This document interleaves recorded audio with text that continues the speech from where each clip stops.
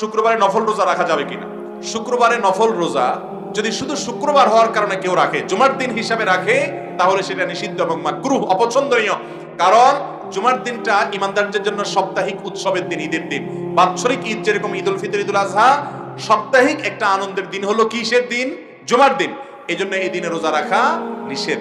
তবে হ্যাঁ, আইয়ামে বীজের রোজা, চান্দ্র মাসের 13, 14, 15 রোজার মধ্যে শুক্রবার পড়ে গেছে, যেমন এই যে গত শুক্রবার পড়ে গেছিল, তাহলে সেই হিসাবে আপনি রোজা রেখেছেন শুক্রবার, কোনো অসুবিধা নেই।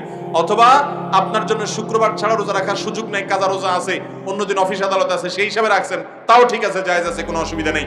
কিন্তু জুমার দিনকে আলাদা ফজিলতপূর্ণ দিন, ঠিক আছে, কিন্তু তাই বলে রোজা রাখালেন ওই দিনের কারণে, সেটা উচিত না এবং নিষিদ্ধ, মাকরুহ। যদি কেউ রাখেন হারাম হবে না, কিন্তু এটা অনুচিত কাজ, অনুত্তম কাজ এবং সাপ্তাহিক ঈদের খেলাফ কাজ, বিধায় এই কাজটি আমরা করব না। তবে ওই যে বললাম, অন্যান্য দিনের মধ্যে পড়ে গেল,